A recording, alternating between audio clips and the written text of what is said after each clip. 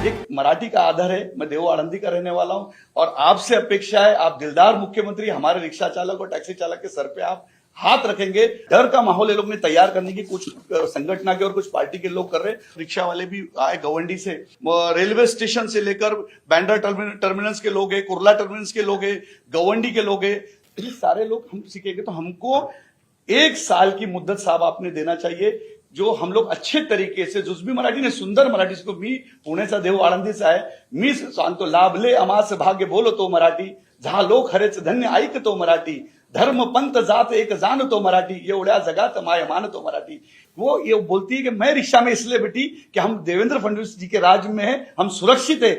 आपकी रिक्शा में बैठने का कारण ये है कि उसके ऊपर देवेंद्र जी का फोटो लगा हुआ था। मुझे पता था कि ये रिक्शा चालक मुझे अपने घर तक सुरक्षित पहुंचाएगा। देवेंद्र जी चाहते रिक्शा वाले का बेटा, टैक्सी वाले का बेटा डॉक्टर बनना चाहिए, वकील बनना चाहिए, इंजीनियर बनना चाहिए। रिक्शा चालक का बेटा रिक्शा चालक नहीं बनना चाहिए।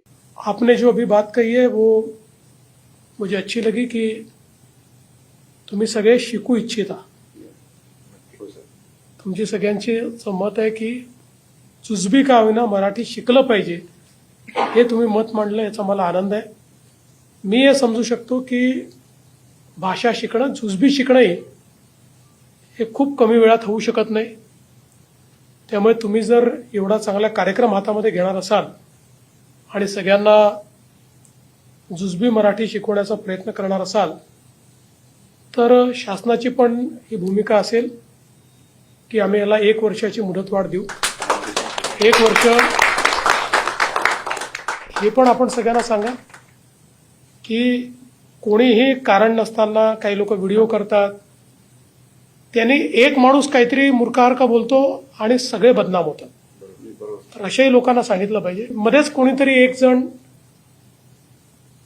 मराठीबद्दल वाईट बोलतो, अशा लोकांनाही जरा सांगितलं पाहिजे। सगळ्या भाषा उत्तम भाषा आहेत, आपल्या देशाच्या भाषा आहेत।